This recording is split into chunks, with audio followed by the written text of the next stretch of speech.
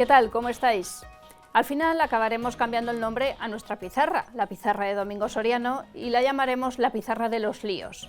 Porque Domingo Soriano, Domingo, ¿qué tal? ¿Qué tal, Richard? Estás empeñado en liar la parda. En buscarme enemigos, sí. Claro, hoy el titular de nuestra pizarra es Bankia no fue una estafa. Pues ya me lo explicas, ¿no? Una tesis políticamente incorrecta, ¿qué es esta? A ti lo políticamente incorrecto parece como más suave, pero vamos. Sí, Bankia no fue una estafa. No, pero para, digamos... Soy como Ana Pastor, ¿sí o no? Responda. Sí, yo creo que no fue una estafa, pero para reconciliarnos un poco con esos pequeños inversores que nos estarán viendo, luego les vamos a dar 4 consejos, 4 lecciones, 4 enseñanzas que podría aprender el pequeño inversor del caso Bankia. Pero sí, lo primero es...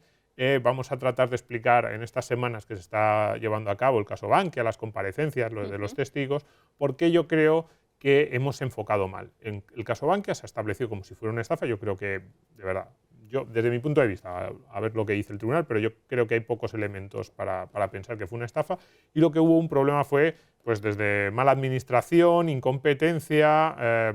Deberíamos fijarnos más ahí. Si nos fijamos en la estafa, parece que la cuestión es una cuestión de maldad de las personas. Sí, Rodrigo Rato. Claro, quitemos a esas personas, pongamos a otras y todo saldrá bien. No, yo creo que el problema es más estructural, más del tipo de gobernanza, estructura que eran las cajas y cómo se toman las decisiones, no solo en las cajas, sino en el sector financiero. Y por eso, para poder evitar problemas futuros en otras entidades, si pensamos que son las personas, pues cambiemos a las personas. Si pensamos, como creo yo, que es un problema más estructural de cómo estaban organizadas, pues lo que habrá que cambiar es eso. Entonces, también para enfrentarnos a esos problemas creo que es bueno plantearlo. Pues venga, vamos a empezar, a ver si me convences. Sí, lo primero es la acusación, ¿no? ¿Sí? Los afectados por la salida a bolsa de Bankia dicen, pues ha sido una estafa total al pueblo. Hemos cogido una noticia de Televisión Española, de la web de Televisión Española. Y pues estos textuales. Se pusieron todos de acuerdo para sacar el dinero a la clase trabajadora, las compramos porque decían que Bankia iba muy bien, como se les ocurre vender acciones sin tener capital, los afectados exigen que los culpables paguen por lo que han hecho y que devuelvan íntegramente el dinero, que se pudran en la cárcel. Sí, digamos es... Esto es una estafa, ¿eh? Sí, esto es el planteamiento. Dicen, la música... Esto es una estafa, y no solo eso, sino, a ver, aquí están los afectados, la gente que ha perdido el dinero con la salida a bolsa, pero yo creo que el 90% de los españoles compran más o menos este relato de los hechos. Creen que ha habido una estafa, que lo que ocurrió en Bankia fue que hubo unas personas que engañaron, querían enriquecerse a costa de otros. Ese relato es lo que yo reto, lo que yo creo que no se ajusta a los hechos, por estas razones. Lo primero importante, más que sobre si fue una estafa o no en el pasado, sobre lo que ha ocurrido. Y lo que ha ocurrido es que Bankia ha compensado ya a los accionistas minoritarios. Da un titular, creo que del diario El País. 1.815 millones. 1.815 millones, y la gran mayoría de los accionistas minoritarios ya han recuperado todo su dinero. Con lo cual, bueno, pues ni siquiera por ahí hay demasiado de lo que quejarse, aunque es cierto que algunos de ellos dicen, bueno, pero he recuperado el dinero, pero con los gastos judiciales pues no he recuperado el 100%, o los años, las preocupaciones, lo he pasado muy mal. Bien, eso es otra cuestión, pero en general a los accionistas minoritarios, digamos que se les ha devuelto el dinero, que en otros casos de empresas que han perdido todo en bolsa, que han sufrido... Pero otras empresas que les ha pasado lo que a Bankia no devuelven el dinero. Exactamente.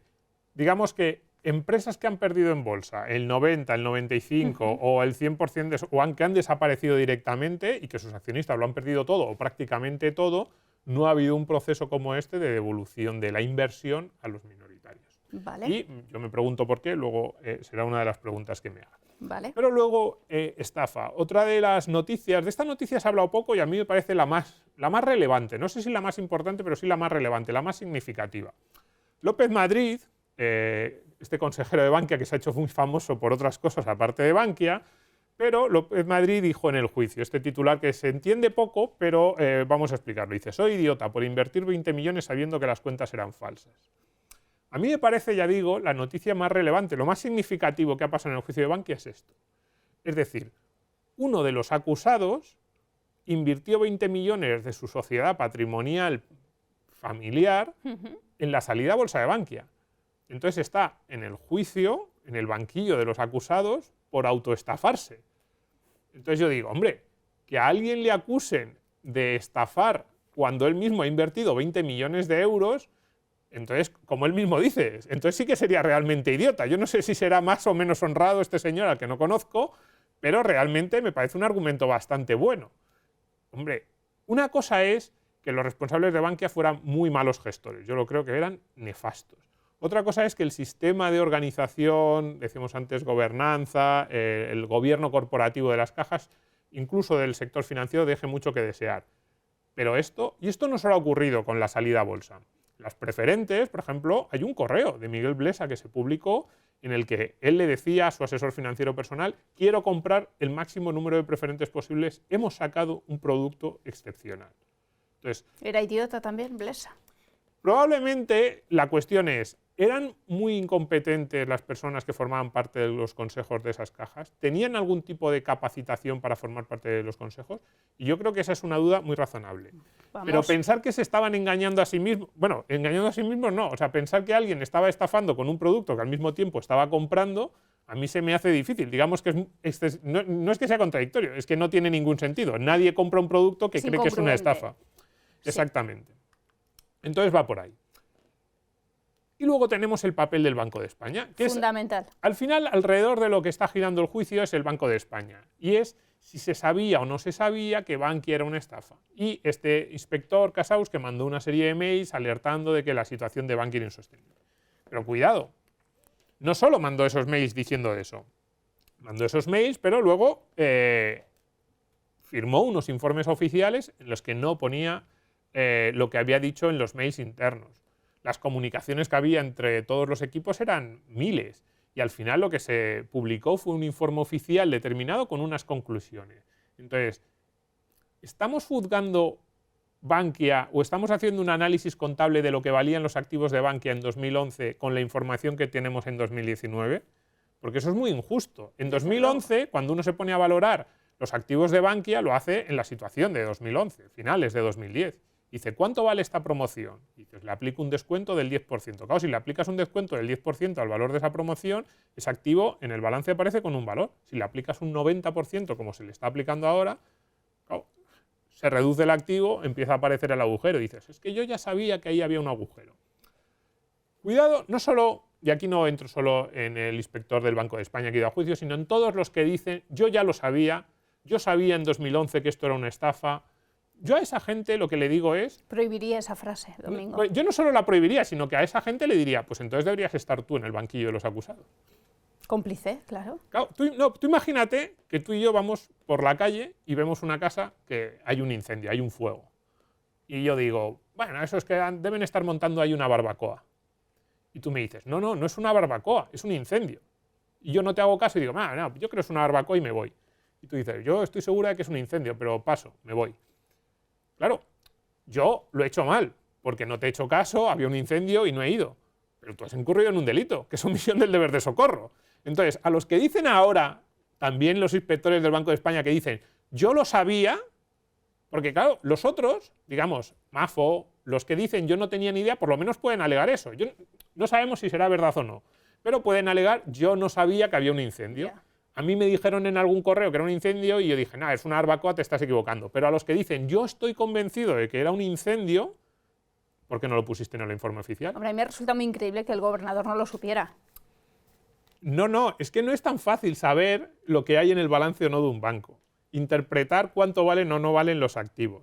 Que el gobernador supiera que Bankia era una entidad en problemas, sí. Que supiera cuál era la magnitud del agujero, a mí me parece bastante difícil de ponernos en el año 2019 a juzgar con esos criterios. Pero sobre todo lo que digo es eso. El que diga, yo en 2011 lo sabía, tenía información que decía que Bankia, entonces, oiga, ¿y usted por qué no lo denunció? Omisión del deber de socorro por no haber ido a apagar el incendio. Esto también es muy polémico y bueno, yo no es que quiera que vaya nadie al banquillo. Yo lo que creo es que esta gente lo que está haciendo es tratando de quedar bien en 2019 diciendo yo ya sabía en 2010, cuando en 2010 lo que habían eran unas pistas. Y había gente que, digamos, cuando tú haces una valoración de algo que no es objetivo y las cosas que hay en el balance de un banco, no solo de un banco, de cualquier empresa, el valor que tienen esos activos nunca responde a unos criterios absolutamente objetivos, siempre hay una cuestión de cuánto valen estos activos en función de cómo sean las circunstancias y en el futuro y en función de lo que yo sea capaz de sacar de esos activos, pues hay una valoración en la que entran en juego muchas circunstancias. Entonces, cuando ya han ocurrido las cosas que no sabías en 2010 y 2011 que iban a ocurrir, decir yo ya lo sabía es muy fácil, quedas muy bien, pero al mismo tiempo es muy tramposo. Vale, ¿y tú lo sabías, Domingo? No, yo no lo sabía. No había ningún periodista que lo supiera. Bueno, hay algunos que ahora que dicen que sí, pero tampoco lo dijeron entonces. También los que decían que había un incendio, pero no subieron a echar agua para apagarlo. Entonces, las preguntas que yo me hago. El primero es, lo hemos estado contando un poco a lo largo de toda la pizarra. ¿Cuánto valía Bankia? Es imposible saberlo. En finales de 2010, comienzos de 2011, saber cuánto valía Bankia era imposible, como es imposible saber cualquier empresa y sobre todo aquellas empresas que están en una situación de tensión financiera máxima como eran estas. Porque tienen unos activos que se están degradando de valor. Entonces, ¿hasta qué punto se va a degradar el valor de esos activos? Es imposible saberlo. Tú dices, yo tengo esta promoción, vale 100, vale 2. Si pones que vale 100, la caja es solvente, si pones que vale 2, no es solvente. ¿Qué pones? No lo sabes. Segundo lugar, autoestafa, lo que hemos dicho. Sí, algunos de los implicados son idiotas por partida doble. Primero porque estafaron y les pillaron, y luego en segundo lugar porque ellos eran parte de los que perdieron. Y no solo ellos, sino algunos de las empresas que les ayudaron en la colocación perdieron dinero, algunos grandes inversores institucionales de los que se supone que tienen toda la información perdieron el dinero. De hecho, los únicos que no han recuperado el dinero son los inversores institucionales. Los malvados, los ricos, los que se supone que lo tienen toda la información, esos son los que han perdido. Ya hemos visto que los minoritarios sí han recuperado. ¿Cuántos estaban en el ajo? Porque eso es muy importante. A la hora de hablar de la estafa de Bankia es como, si Bankia era una estafa, no solo estaban en el ajo todos los directivos de Bankia y los supervisores de Banco de España. No, ya lo he dicho, los colocadores, la CNMV, o sea, había cientos, miles de personas probablemente en Madrid que sabían que había una caja que estaba saliendo a bolsa y que no dijeron nada, nadie dijo nada. No, es que lo que había era una incertidumbre máxima en un momento además de tensión enorme desde el punto de vista económico sobre cuánto valían unos activos de una caja que tenía un negocio razonable, lo seguimos viendo, tiene un negocio, millones de clientes que genera beneficios, pero que al mismo tiempo tenía unos activos que estaban perdiendo su valor. Eso es lo que había, muchísima incertidumbre. Y sobre eso es de lo que hablaremos en la segunda parte de la pizarra, sobre esos consejos que puede tener el inversor medio. Y sobre todo, la última pregunta, que esta es la que me generará más enemigos, me imagino, pero yo creo que es así, que por lo menos nos lo tenemos que plantear, es ¿por qué Bankia sí y Día no? Es decir, ¿por qué una empresa como Día, que ha perdido más del 90% de su valor en bolsa en los últimos años, sus accionistas no van a recuperar nada? Como no recuperan la gran mayoría de los accionistas que tienen dinero en una empresa y se hunde su valor, y sin embargo los de Bankia sí. Entonces, de hecho, ¿tendría algún sentido que Bankia sí hubiera devuelto el dinero si hubiera una sentencia diciendo que es una estafa? Cosa que todavía no. Todavía no ha ocurrido. Pero previamente ya se les ha devuelto el dinero. ¿Por qué? Porque ha habido una decisión política. Aquí se han metido los políticos. Igual que los políticos estaban metidos antes en el Consejo de Bankia, se han metido ahora. Es un caso mediático. Y entonces a ver, yo eso entiendo. ha hecho flaco favor a la verdad también. Sí, mucha gente me dirá, joder, Domingo, eres mala persona. Yo lo entiendo. A ver, un inversor que metiese sus ahorros en Bankia y lo pierde todo, me da, o sea, desde el punto de vista personal, yo lo siento, no solo lo siento mucho, me da pena, no ha hecho nada malo, rabia. Se ha equivocado, rabia, todos los sentimientos. Pero, oiga, esto nos ocurre en la bolsa todos los días. Si hubieran doblado su inversión, lo hubieran compartido con el resto. Entonces, el resto sí les tenemos que salvar cuando la pierden. Yo creo que eso genera unos incentivos y genera un caso que luego será complicado explicar, porque en algunas circunstancias se ha hecho y en otras no. Las connotaciones. Sí. Claro. Que te haya rescatado el Estado y que ahora sea propiedad pública. Esta es la razón fundamental. Por cierto, ¿tú crees que algún día corregiremos esa expresión de que rescatamos a los bancos? No creo que ni lo del rescate, que está mal dicho, ni lo de los bancos, que también está mal dicho, que fueron las cajas. Bueno, pues vamos a por la otra de Bankia. Eso es, a por la parte de vamos a ver qué podemos aprender. Al menos yo creo que sí que hay cosas que podemos aprender. Lo primero, lo que hemos dicho en este caso, era una cuestión de muy mala un gobierno corporativo y de estructura. Cambiemos ese tipo de gobiernos corporativos, de estructura y de incentivos que hay en el sector financiero, que son nefastos.